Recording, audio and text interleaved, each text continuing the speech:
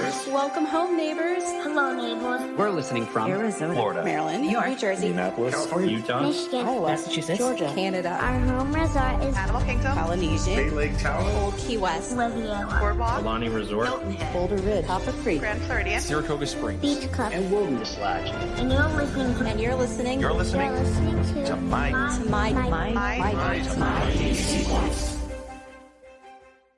Well, welcome home, everybody, to episode 143 of Community Hall Live.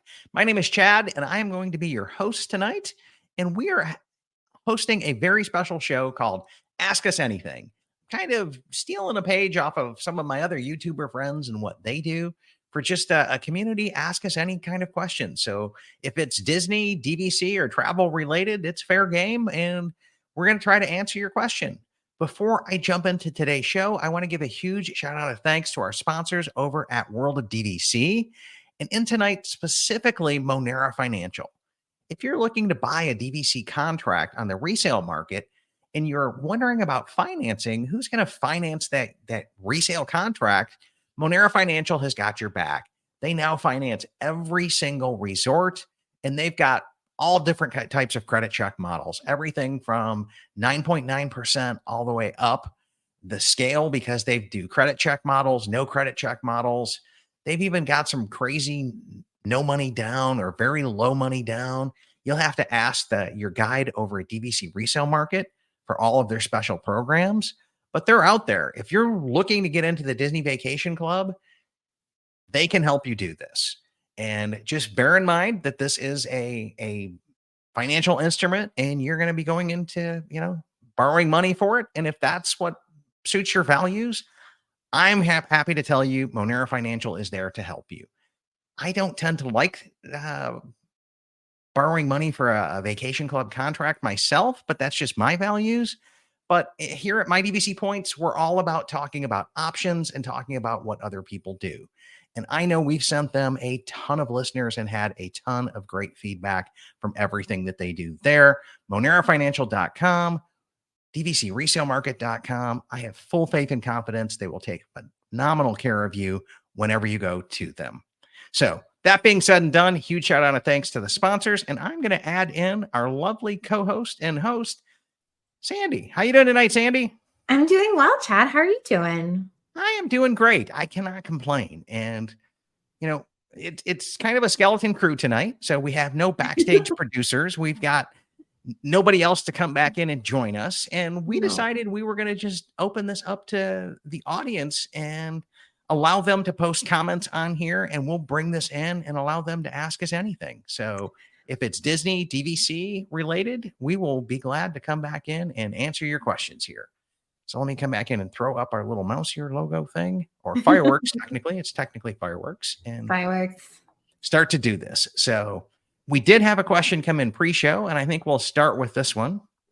And so NAC 123 Funny asked, with everything going on with Disney, do you believe DVC point contracts will slide down in the coming months? That's an interesting question. What do they mean with everything going on with Disney? Well, I think it's kind of like the stock prices that are kind of coming back in. The fact that, the last several movies haven't been the blockbusters that they want. There's a big battle at corporate going on with control over the board. And it's kind of like Disney's seen a little bit better days is what he's kind of pointing out here. Here's kind of my take on it. The market might soften a little bit, but we've kind of seen this thing like spike up during COVID when everybody was locked in and they wanted to go on vacations and they couldn't, and they really couldn't go out and spend any of their money. But what they could do is buy a resale contract. And so with everybody having extra money in their pockets and no place else to spend it on and no place to relieve their vacation budget, they drove up the market on DVC. And I think it's been correcting itself here recently, but it's like we've seen a slow in the correction. And my take is if you look at the historical long-term effect of DVC, it's kind of like this. It kind of, goes up. I guess I should do it right for, there we go. Backwards camera here, right? It kind of comes up, but it's not a linear line by any stretch of the imagination. The market does correct itself. It comes up and down. And so if it softens a little bit, or even if it comes back in and slows gains, I don't think we're going to be in a bad situation. And here's the reason why is there's 50 bazillion Disney fans out there, and they all want to come to Disney. And the reason why you buy DVC is to save money over time when you're at a Disney resort. And the reason why you buy resale is to save even more money on that Disney Vacation Club property. So maybe it might soften a little bit, but I don't see the market collapsing at all. If anything, I'm going to take the focus off of like the Disney executives. And I think we could see a market correction coming from the 2042 contracts. When that reality bubble starts to burst, that there's like, we're down to what, 18 years of points left on those. I think when that reality bubble bursts, that's when we might start to see the light bulbs go on that, hey, these things can't just keep going up every year over time. They are expiring. The contract is ending, because like 10 years after 2042, we've got Saratoga coming up, right? And then after that, it'll be every couple of years that we start to see more and more contracts fall off the market. Yeah, I'm really excited to see if they're going to start extending them, seeing as though there is a higher demand now for DVC, if they're going to try and do what they did with Old Key West now for like Vero, for Hilton Head, for Boardwalk, all those resorts that are all having that kind of same expiry date, if those will come back in and have extended contracts as well, maybe just for like a shortened period of time like they did for Old Key West. Yeah, it's an interesting time for Disney. I mean, we're fans. We're in this for 50 years. They're going to be up and down. They're going to own pop culture for a while, like they did with the Marvel stuff. And then they're going to fall off of their way, and somebody else is going to come back into it. The good news is, even if you bought DVC and you're coming to Orlando come 2025, you're literally like a 25, 30-minute drive from Epic Universe. Like, you've still got a great resort to stay at, and Epic Universe is going to be awesome. So worst case scenario, you stay at Disney, you drive over to Universal. I'm not worried about that at all. We're going to have awesome stuff to do here in Orlando. And Disneyland is always kind of awesome to me. Like I can't go there for a week, but there's not a single time when I don't leave Disneyland going, this is completely awesome.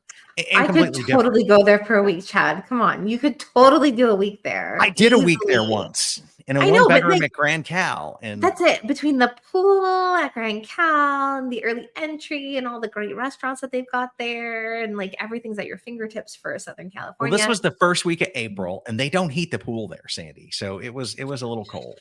I'm not going to lie. It was a little on the cold side. A little chilly. Yeah. And so let's come over here to our next question.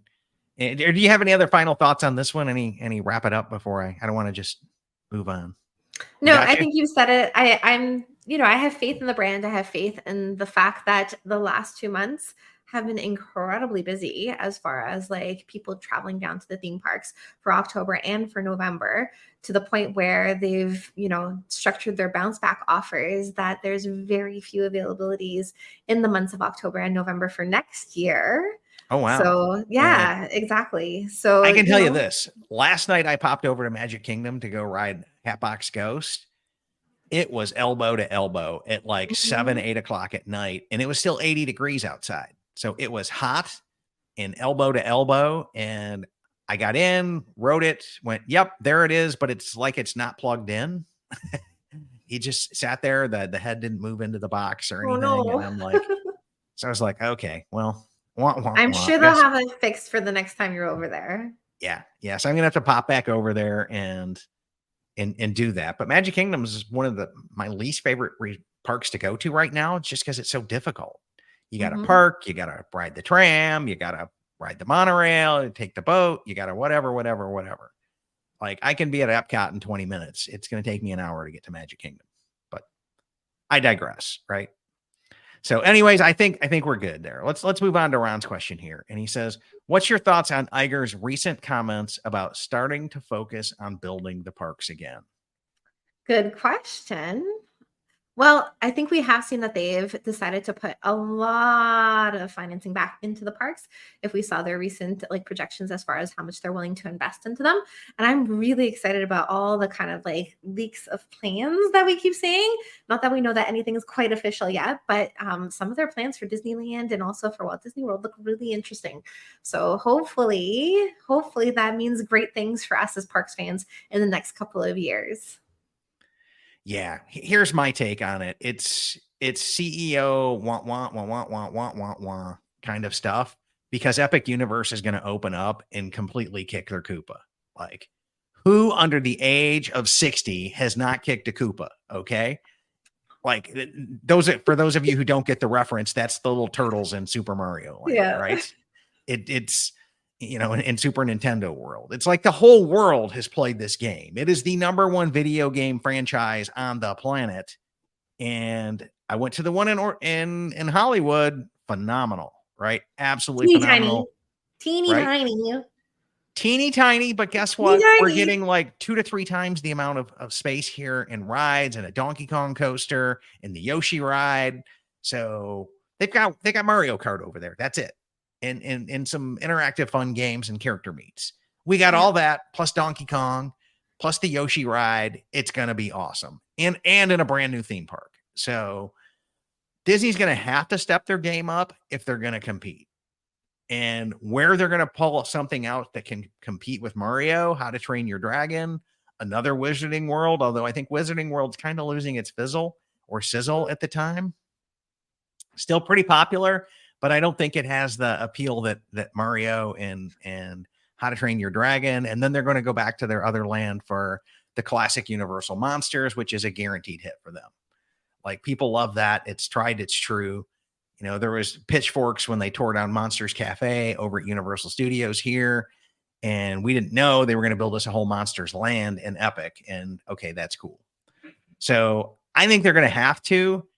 To me, what I'm seeing with this, like, we're going to turn Dinosaur into Indy and we're going to put Moana and Coco into Animal Kingdom. I'm just like, I hope they don't ruin what Joe Rohde created for us, is all I'm going to say. Is I hope that doesn't get ruined, Ron, but we'll see. They're going to have to do something, and they're going to have to start doing it quick because the walls are still up in Epcot. Supposedly they're coming down in 2 days. They're coming down. So I'm about ready to go out there and pull a Jericho with my horns here in a minute. Like, it's knock down these walls or something, because they've been up for way too long. But yeah. Dreamers Point is supposed to be, I believe, on the 5th. Yeah, it's supposed to be on the 5th, and I think that's when we get our new fireworks show as well. Mm-hmm. So Epcot is going to be nutso on the 5th, like all day, all night. It's just going to be crazy over there. And you know what? It'll be just as interesting on the 6th without the crazy crowds. Yeah. Without all the influencers jumping in on it. But okay. And coming up to the next comment, Rob N says, my thoughts are that a true recession is more likely to affect resale prices versus the headlines, regarding Disney and the press. And yes, true recessions do ultimately impact DVC resale prices. We saw it in 2008 when the market had its, kind of financial crisis crash there. And we've seen it prior to that. I think around 2000, we had some corrections as well. I'm just amazed that we've had a great run from 2008 to pretty much now without any big market corrections. So, but yeah, you're absolutely right, Ron, Rob, that will come back in and do this. And so then the next question, what do y'all think will happen with the 2042 contracts? No. Will they try to extend or truly expire? And Sandy? I've got my fingers crossed that they're going to extend, because we've got a Vero contract and I would love to see that contract extend. But that's just me thinking selfishly. So I don't quite know what they would do. It's just pie in the sky at this moment in time. What can I say? What do you think, Chad? So my own take, Hilton Head and Vero, looking at the demand on those, they're gone. Disney's selling off the land.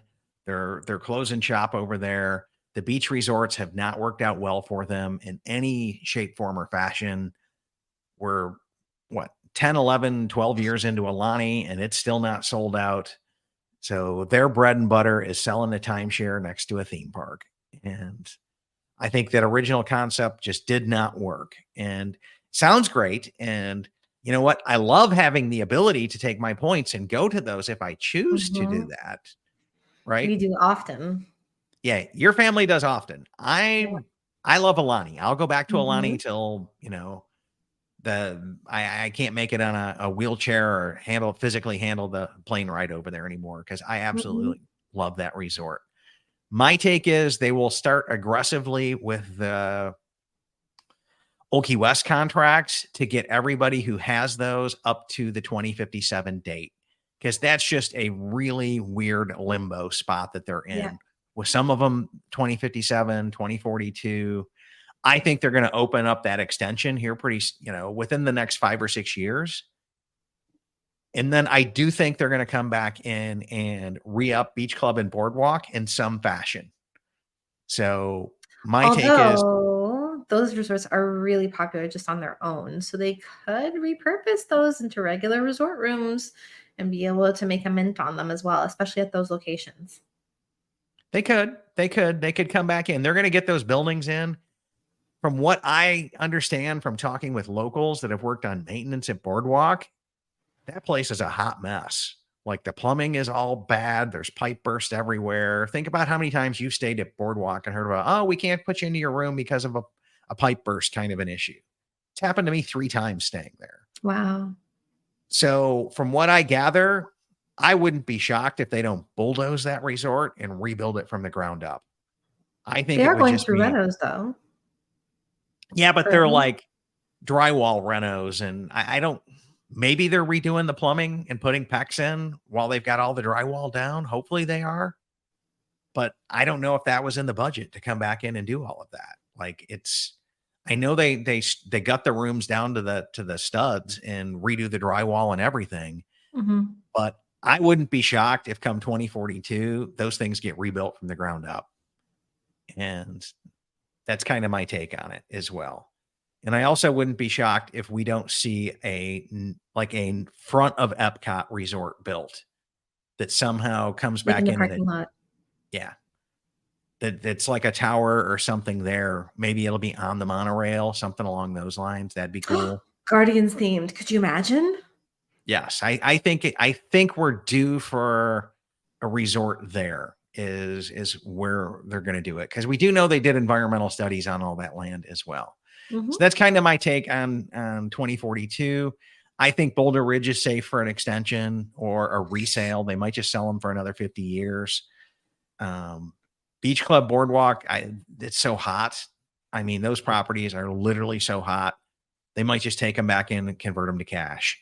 And we don't know what they're going to do is when that's going to happen as well. That's kind of my take on it. And so my buddy Randy says, happy holidays, friends. I love this freestyle type of show. And it really is. Yeah. And then thanks for answering my question. You were on spot of what I was asking. Thank you. And so Vince or Amy Haas says, do you think the new Poly Tower will have a new association? Sandy, what's your take?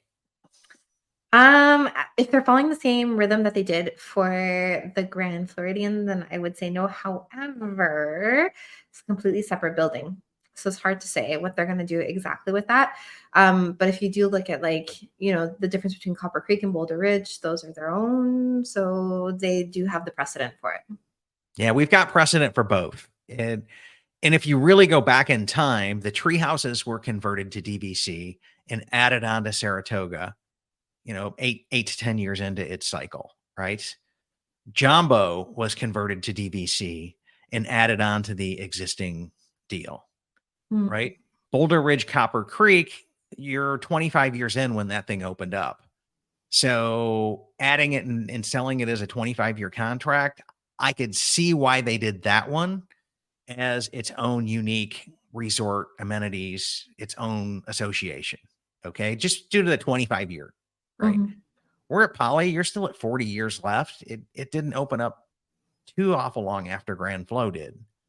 So I could see them adding it on, and I hope that they do add it on because I think it'll eventually over time allow them to balance out some of the points of those Yes. bungalows if they do this right and fix the bungalow problem that's out there, Yeah. because those things are just so insanely priced that they're not getting taken up, right? That's it. They're really not. And It really is, though, one of the most popular resorts to stay at on property. If you look, at the cash side, it almost always sells out first. yeah, yeah. And that's a great travel agent perspective there. So I know that they know that they've got a home run with that tower. I just rode by and posted a picture in the community group Saturday night, Mhm. and I think it's going to be awesome once they get it painted and themed up a little bit and tie it back into the rest of the Poly Resort. I don't think it'll stand out there like a sore thumb, but I do think it's going to look a little different because it's not going to have like the steel beam like roof things. At least that wasn't in the concept art, but I don't have a lot of faith in the concept art as I well. really So hope that there's some sort of, like, dining experience. Like, I used to love the luau. It was great, and hopefully they'll bring back something that kind of calls back to that. I would love it if they would put Trader Sam's up at the top. Okay. Oh, that'd be That cool. that would just be, oh, check that out. Right. Look at you. What I did have you no just idea do what there, I've got Chad? going on here. It's I think that's a Try that StreamYard again, Chad. thing. You got fireworks going off. Now that I want it Do it for to, me? right? No. Right? That was so funny. No, like I think you yeah. pressed the button by accident. Could it be? So I wanted to have a new association. Unfortunately, due to the filings that they've already done, our buddy Tim K over at dvcnews.com and his research makes us think that it's not going to be. So I'm prepared for the worst, but I hope for the best there. And I hope that makes sense. So let's scroll on down here.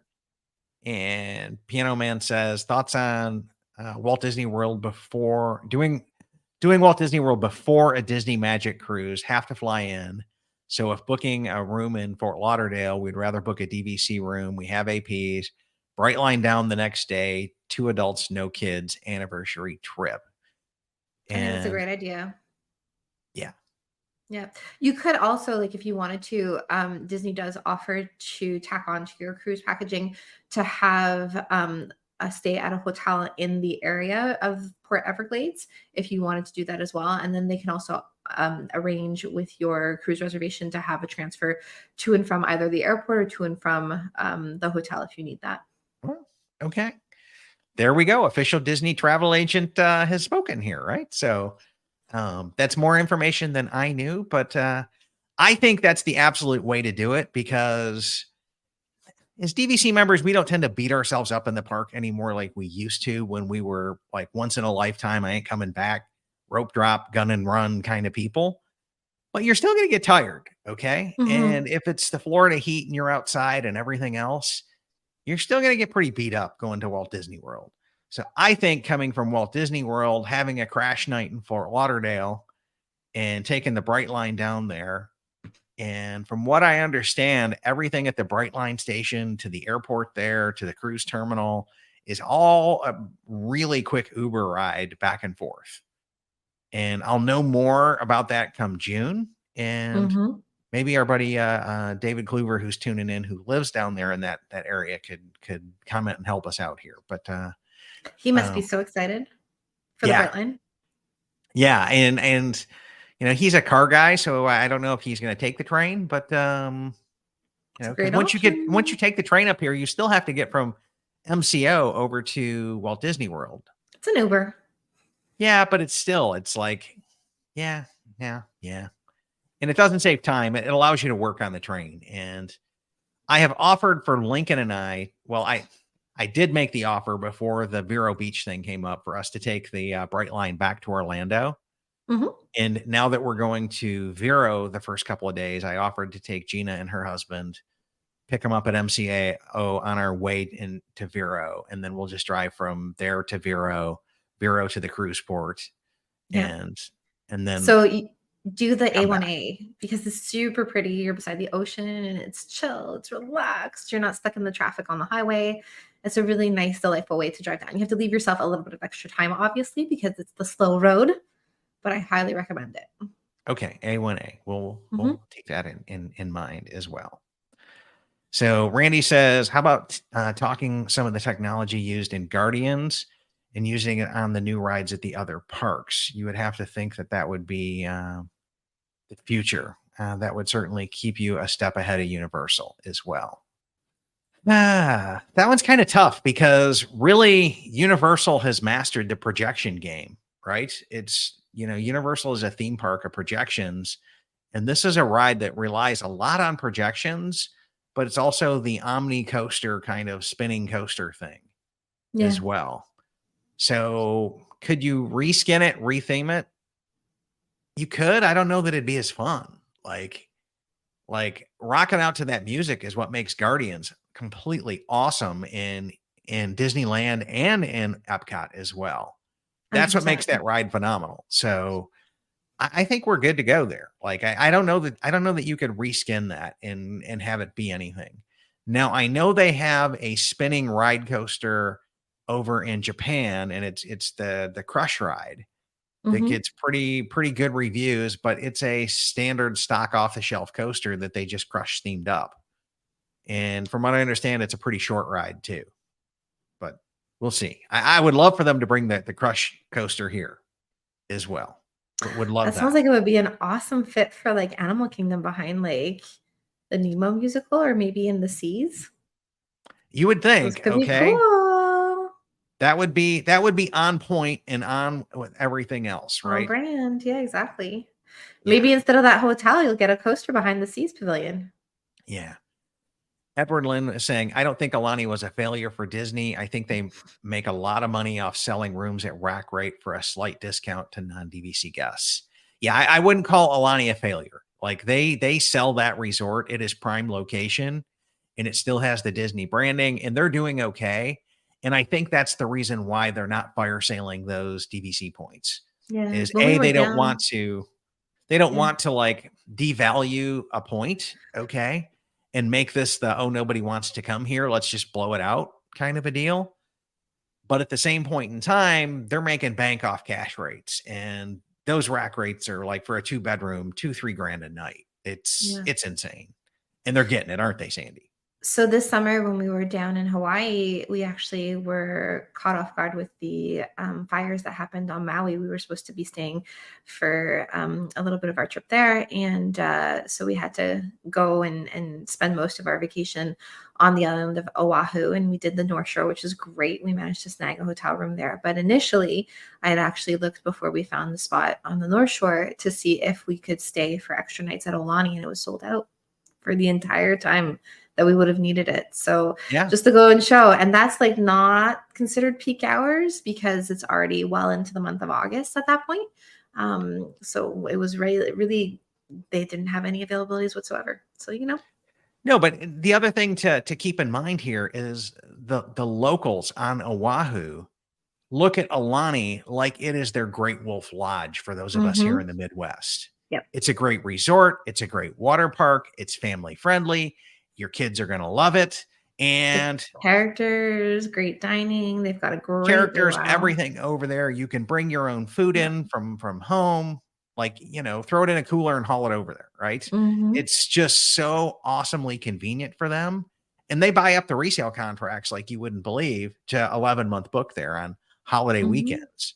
So it is hard to get a room there on holiday weekends just due to all the locals buying resale contracts. And the point charts, in my opinion, at this point in time should be changed so that the weekends are more expensive on points than the weekdays. And they originally did it saying, well, nobody goes to Hawaii worrying about weekday weekend, but I don't think they factored in this big local presence that's buying the resale. And, to me, that's kind of my take on it as well. But no, I don't think it was a failure. It's one of my favorite DVC resorts as well. Ours too. Well, I live with the beach guy, so. Yeah. And do I think the Poly Tower is going to have the resale restrictions? That's a great question. I don't believe it will. So I really don't believe it will. I think they're probably going to start to walk back from that as well. And I think they did it at Disneyland just because it is so popular, and mhm, so they had to restrict it somehow.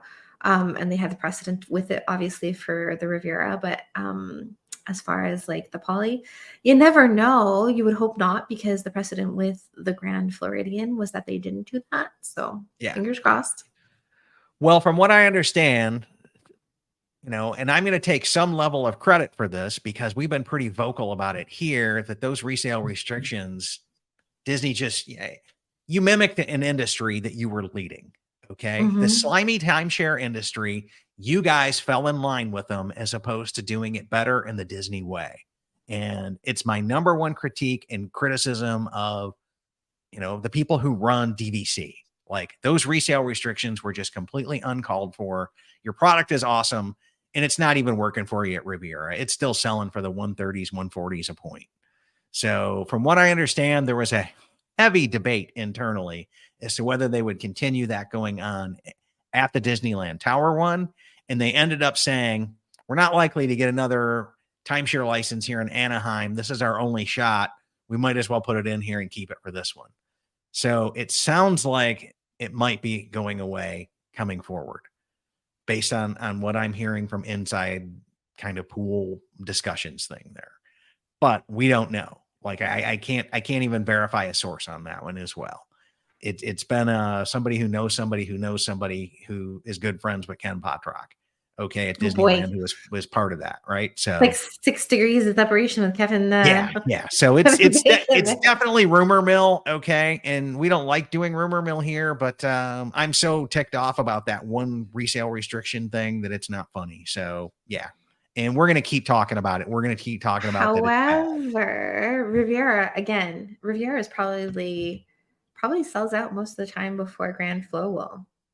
So it's also a very, very, very popular resort with folks who are trying to book it for their family vacations for cash. Yeah. Yeah, So I believe that as well. And do we think the new cabins would be wired into reflections if that ever shows up? hmm, I think yes. they're going to have a problem on their hands with this resort that's like Fort Wilderness Cabins kind of a thing. I think it's going to be a huge problem in the fact that you've got nothing but cabins over there. So you're going to have to tie it in someplace, somehow to someplace. And we've already got enough cabins in Copper Creek that's like making it hard for people to get studios because there's so many points sold to cabin owners.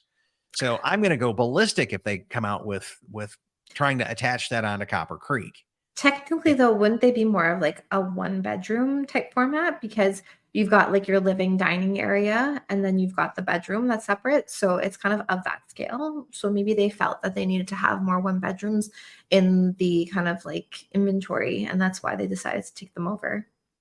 Yeah. I think they looked at those cabins that are insanely popular and said, "Hey, these things are so popular, we can convert them to DVC and we'll make even more money." And I think that was their thinking.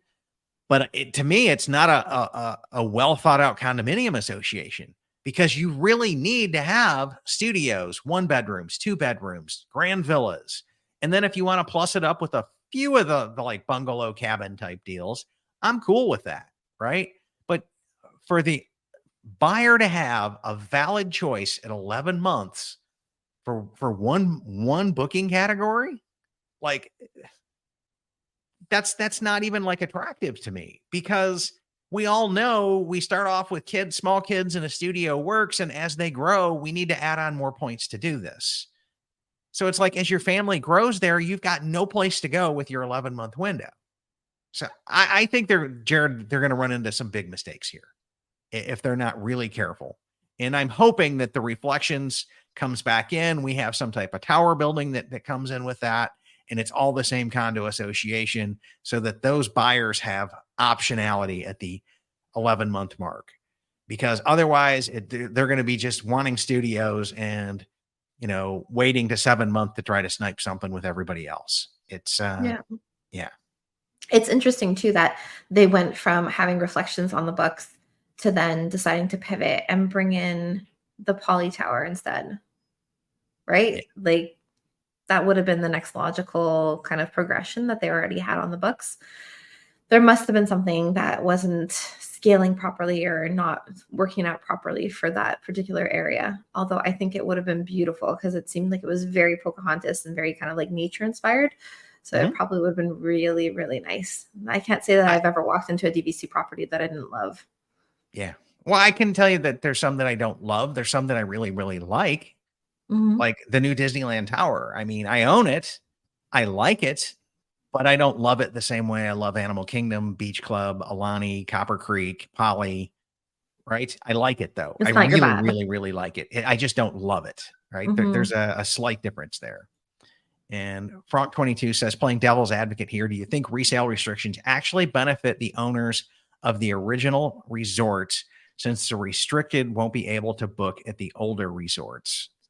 I really don't think that matters because here's who we're seeing buy Riviera resale right now. It's existing Riviera owners that are looking to add on that say, hey, I love this resort. I've got points that can go everywhere, but I really love this resort. So I'll just buy resale and use those to scratch my home resort Riviera itch. And then I'll use my direct resorts to network out. But I think once over time happens and enough of those points, after this thing, 7 years after this thing sells out, when 50% of it is resale restricted points, and that's the only place that those owners can book, I think it's going to get harder than heck to book there at the 11-month mark. And it might even force some owners out of their home resort because you've got other people that can only book there, and it's just going to tighten up the game there. That's a really interesting dynamic, and we don't know how it's going to play out yet. But I do see 11-month at those restricted resorts getting even harder and harder and harder because you've taken off optionality from other people. I wonder if they'll move towards doing like a week-based system at that point because you won't be able to book it otherwise. And so you'll have a timeshare that you basically can't use for whenever you want a vacation, right? So in order to make sure that there's enough points spread around for everybody who owns there, do you think that they then move over to some sort of week-based system? No, that would be too big a fundamental change to the nature of the contract and the flexibility of the point system. So that's a little off base for me, but it's a good thought. And, I just see troubles down the road with that is what I see. And it being hard to book your home resort when people can only stay there. Right. But I mean, look at Grand Cal today. Nobody buys Grand Cal resale today to stay anyplace other than Grand Cal. Very true. And so everybody who buys it is buying it for the 11-month window. So there's really scraps that come up for Grand Cal. Do you know what the ROFR is looking like now for Riviera? Non-existent. So they're not buying it back because they still have a few million points of Riviera to sell. So why would they buy this back when they're trying to sell their own couple million, right? We saw them buy back Grand Flow when they were getting near to selling out. And that made sense to me because, hey, we're getting near to selling out. We better kind of like restock the shelves while our big marketing engine is selling this. So, and let's see, Poly Tower question again. Will be part of PVB or separate resort? How would each scenario impact PVB resale? So I think that's the new question here. And I think if it's combined, it's going to help resale. And I think the poly resale is already being helped in hopes that it is being able to be combined, right? Because if you buy poly resale today, you get the original 14 resorts. This is essentially a brand new DVC building that you're going to get with that resale part. So I think it's pulling it up today. I think if they come back in and they say, hey, separate deal, original poly owners, you guys that bought resale, you can't stay here.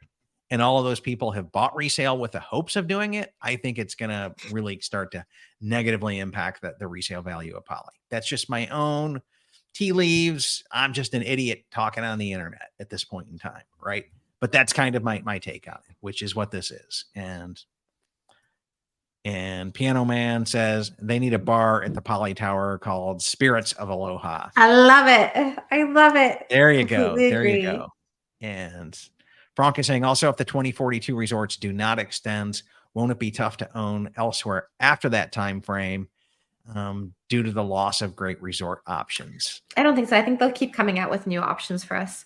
I think that's part of their growth of the resorts themselves, right? They brought in Riviera to grow that. There's lots of space on Walt Disney World property where they could build other buildings in order to be part of the DVC family. So I think that that's something that they'll probably look into in the future in order to build out, because they do have a relatively high demand. They are, between I the think values, the moderates and the deluxes, they've got a lot of demand for people to stay on property. Yeah, I think at some point in time, we're going to saturate the market, though. And at some point in time, the amount of Disney customers who want to own a timeshare, I think it's going to saturate, right? And Could be. they're really selling now to a lot of people who don't know about resale. From what I gather from talking with the direct guides, most of the people who are buying direct now don't know that resale is an option. And Well, did that's we just, all know when we started buying? I didn't know about it for yeah. our first contract. Well, that's kind of what our show is about, right? That's why we're out here on Mhm. Facebook and YouTube and coming out here and saying, hey guys, look at all your options and make a decision as to what's best for your family. I mean, I own all direct now. I've sold off my resale, but part of it was I'm a long hauler and Mhm. I want to be able to stay at any of the resorts. And Mhm. I honestly sold off the stuff that would make me the most money. And because I bought low and I sold high for resale, that had the most money. Whereas I Mhm. wouldn't have, I'd have just kind of broken even if I would have sold off my direct stuff. But yeah. So Rob says the Omni Coaster on Guardians is rumored to be the ride for the new Space Mountain in Tokyo Disneyland. Cool. So that would be really, really cool as well. And or is that Tokyo Disneyland, or is that the are they going to put that into Shanghai? Because Shanghai didn't get a Space Mountain, they got Tron. So we'll see. We'll have to see. That would be cool. And I need to get over there before they tear out the original. I don't know what the status of that is, but that could motivate me to do a Japan trip quicker than normal. So I love that motivation, Chad. yeah. What are your thoughts on Disneyland Tower sales? Are they selling as projected? Do you think people are getting more aware of the transient fee and that could be affecting sales? I think that is painfully the case as well. I think even people who bought there, who click the box, yes, I know there's transient tax when they book, we're still seeing complaints coming in of people being blindsided and shocked by that as well. So it was a major downer to me. And one of the shows that I want to do is is there a buyer's remorse over Disneyland Tower? And yeah, I think we're gonna air that show here pretty soon as well, because we've seen a couple of resale ones hit the market. They hit quicker than I think was anticipated. Were they But below or above the market for like direct? they're pretty much selling for what they owe into the contract. Is the way that works with all of the I bought it, now I'm instantly selling it. Mhm. Right. So you're getting about a 20% discount, which is what the minimum down payment usually is. Mhm. Maybe if they put more down, you're going to see that. But at that point in time, people are like, forget the cheese. I just went out of the trap. But I do think the transient tax is starting to become real and, rear its ugly head. Mm. So Ron is saying, what's the best strategy to book Alani in early June at the 7-month window? I tried this year and failed big time. And your strategy there is to start walking a reservation of a ocean view room, not anything cheaper, but start walking the reservation in about mid-May or early May. And Yeah. you should be okay. And forget about the hotel rooms. I know. They look so attractive and we want to have the hotel rooms instead of our studios or our ocean views or whatever else, but your best luck will most definitely be with with an ocean view. And often a one bedroom as well are pretty good for being able to get availability. So stock up on your points, bank and borrow so that you can have more points to use for that trip. Yeah. This is a great speculation question. After the cabins at Fort Wilderness and the Poly Tower, what do you think are the next DVC projects? Will they convert more existing hotel rooms for a quicker cash grab? Or do you think that they will build completely new resorts? Great question. So I could see the rest of Wilderness Lodge going over to Copper Creek. So No, I don't think so. I think it's really popular as far as like the resort side as well, especially now that it's down to a scale that they can manage. So again, this is another one of the ones that usually tends to sell out. So I think that the popularity is there for hotel side guests equally. One that doesn't sell out as quickly is actually the Contemporary. So maybe the Contemporary and those garden view rooms would then shift over to being part of DVC versus being part of the hotel. That could happen there. That could definitely happen there. I know there was talk about building a second Bay Lake Tower where those garden view rooms were at some point in time. That could possibly happen. At this point in time, it's like I think we're getting pretty close to saturated for DVC. I'm really shocked at the cabin option there outside of a outside of a Reflections resort to accompany it.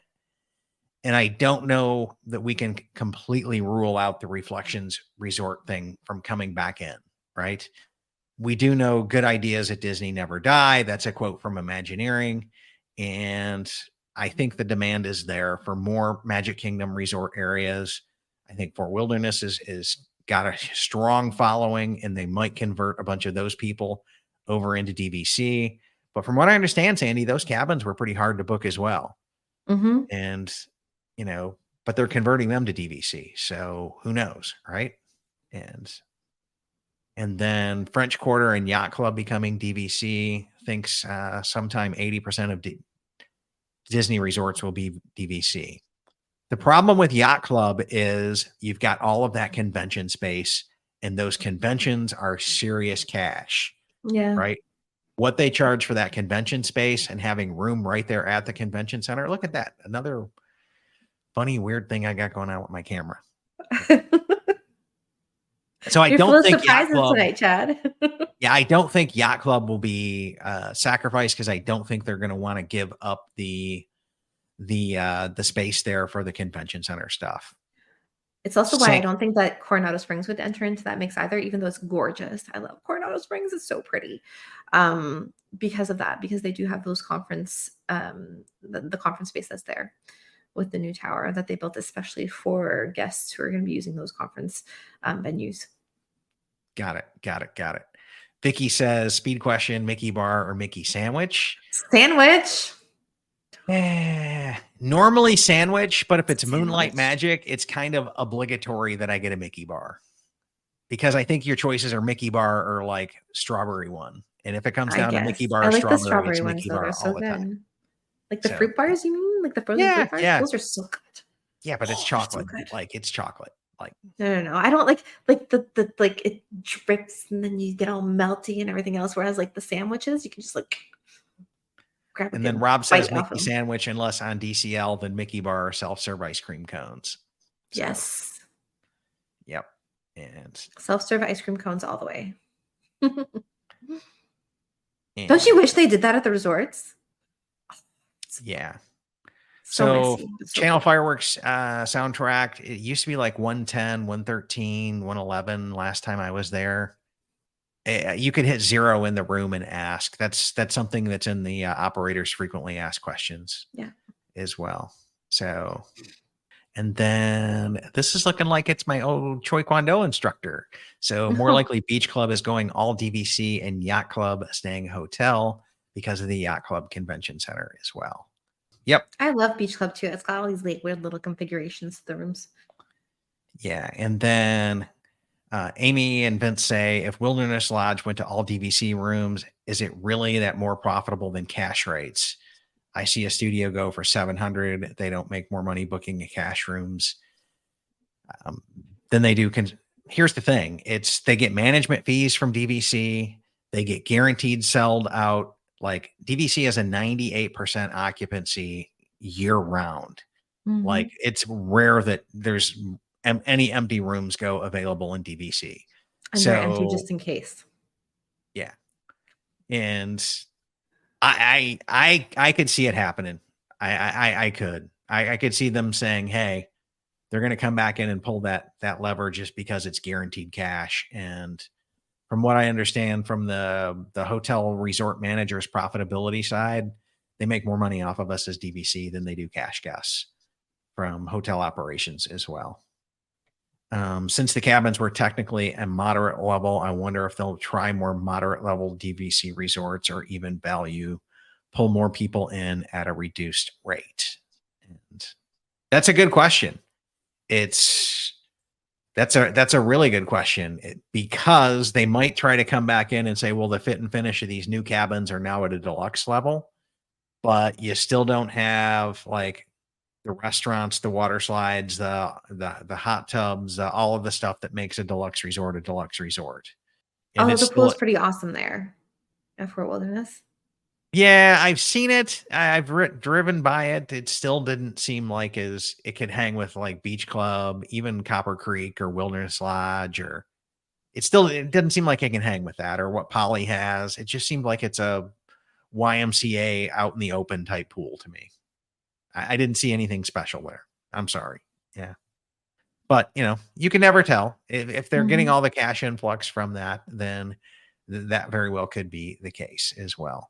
Well, we are like beyond our hour tonight, and I think we've had a great show. Super duper. Yeah, I had a lot of fun doing this. I hope you guys too. enjoyed it as well. I think we need to pull off one of these probably at least once a quarter, if not every other month. And it's, to be honest with you guys, it's easier for us to pull these shows off together. Oh my gosh, yes. We Look don't at the have banner. to, right? Easy peasy. Yeah. Ask us anything as well. And so anyways, thank you guys for tuning in. Sandy as well. Thank you for co-hosting and hosting and all that you do here. If people want to book a Disney vacation with you, how can they do so? You can find us at Experience Magical Adventures. So you can do hello@experiencemagicaladventures.com. That's with an S at the end. And you can also find us on the Facebook group, but you can just find me in the My DVC Points community. I'm there like all the time. Just send me a DM and find me there. Did I get that right? Yes. Yeah. Awesome. And by the way, guys, we do not have official travel agents here at the My DVC Points community as well. And the reason why we don't is we have 50 million travel agents and our sponsors bought a travel agency. And so if we have a travel agent on a show, I always extend them the courtesy to offer their services to everybody else as well, because Sandy is awesome to work with. She's one of, her whole family is part of my best Disney friends kind of thing. I will plan vacations around them and with them, and phenomenal member of our community. Can't say enough. My monkeys were the original My DVC Points kids panel. They were, and they're not quite kids anymore. So no, Jacob's like taller than I am now. It's crazy. I'm telling you. But anyways, guys, thank you for tuning in. We'll be back next week. And I also want to do a huge shout out of thanks to our sponsors over at World of DVC, which includes DVC Resale Market, DVC Rental Store, and Monera Financial. I believe with all of my heart that those some phenomenal people over there that will take great care of you. And if I didn't believe that, I would not have them as sponsors, because that's really kind of the way I am. You guys know me. I will say it like it is, or at least tell you my honest opinion on it. And I've had great experience. I know a bunch of other people have as well.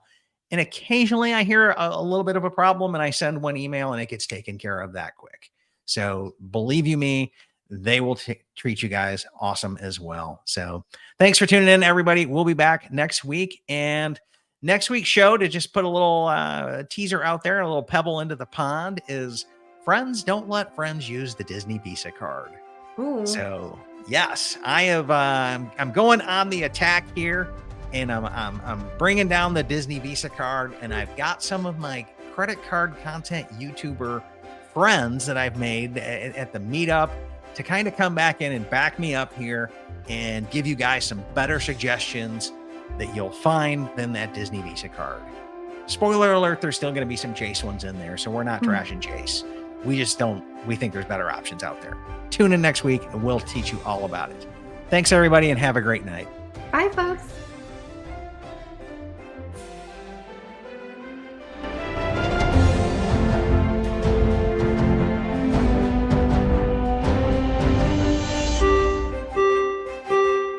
Ladies and gentlemen, please watch your head and step as you exit, and take small children by the hand. Aw, chill up, Dad. You know we'll come back. With DVC. My DVC Points is an unofficial Disney-inspired podcast created by fans of Disney Vacation Club. The thoughts expressed in this podcast are personal opinions and personal experiences. My DVC Points is not affiliated with Disney Vacation Club, the Walt Disney Companies, or any subsidiaries. We encourage listeners to contact their DVC guide or member services for official DVC policies.